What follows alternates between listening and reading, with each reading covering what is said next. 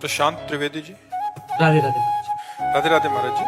महाराज जी, क्या एक हाथी को खिलाने का पुण्य और 1 लाख चींटियों को खिलाने का पुण्य, क्योंकि हाथी की खुराक बहुत होती है, चींटियों की संख्या बहुत होती है, होना खिलाना भावना सेवा में। अगर हाथी में भी भगवान देख के पवारे और चींटी में भी भगवान देख के पवारे तो एक चींटी और एक हाथी के पवाने का बराबर पुण्य मिलेगा।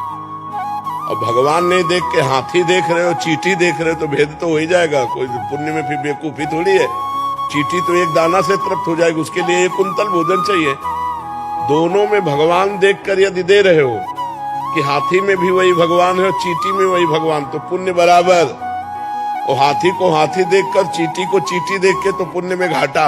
हाथी के पवाने का हाथी का फल मिलेगा और चींटी के पवाने के चींटी का फल मिलेगा। बात समझ में आ रही है? निर्णायक चतुर है। एक हाथी को खिलाते तो 1 आत्मा को पुण्य मिलता और 10 लाख चींटियों को खिलाते 10 लाख आत्मा। हमारी बात नहीं समझे। 10 लाख आत्मा है ही नहीं। 10 लाख घड़े रखे हैं और एक सूर्य का प्रतिबिंब पड़ रहा है, तो 10 लाख सूर्य हो गए क्या? तो 10 लाख आत्मा है नहीं, आत्मा तो एक है और सब में प्रकाशित हो। चूंकि हम अज्ञान में है ना, इसलिए समझ नहीं पाते। हमने जो पहला शब्द कहा, जो भगवान हाथी में है वही चींटी में है, अगर ये भावना करके हम पवाते हैं तो बराबर फल मिलेगा, क्योंकि वही आत्मा है। आत्मा 10-20 नहीं है, आत्मा 10 लाख नहीं है, आत्मा एक है। देखो, अब आपसे कहें कि ये 5-7 बिजली है, आप हमको क्या कहोगे? खैला यंत्र के कारण उसका प्रभाव अलग अलग है।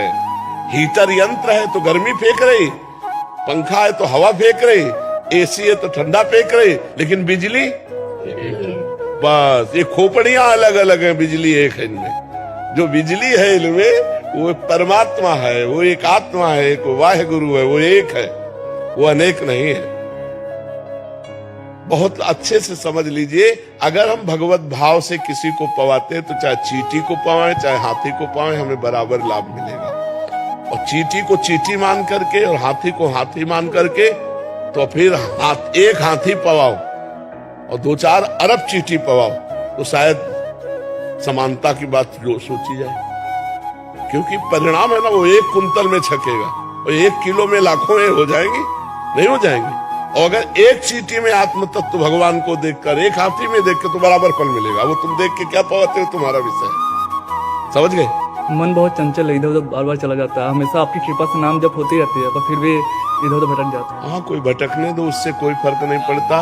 मन जाने से हमारी हानि नहीं है, मन के अनुसार तन जाने से हानि है। मन हमारा कह रहा है खा लो, हम नहीं खाए, कोई फर्क नहीं पड़ा। अब मन कह रहा है खा लो, हमने खा लिया, अब फर्क पड़ जाएगा। तो मन जो कहे तो वो तो कहेगा, उसका स्वभाव है। जब तक भगवत प्राप्ति नहीं हो जाएगी तब तक वो कहेगा। तो मन के कहने के अनुसार हम क्रिया ना करें तो मन से हमारी कोई हानि नहीं है। वो धीरे धीरे आ जाएगा, लाइन में आ जाएगा। खूब नाम जप करते रहो।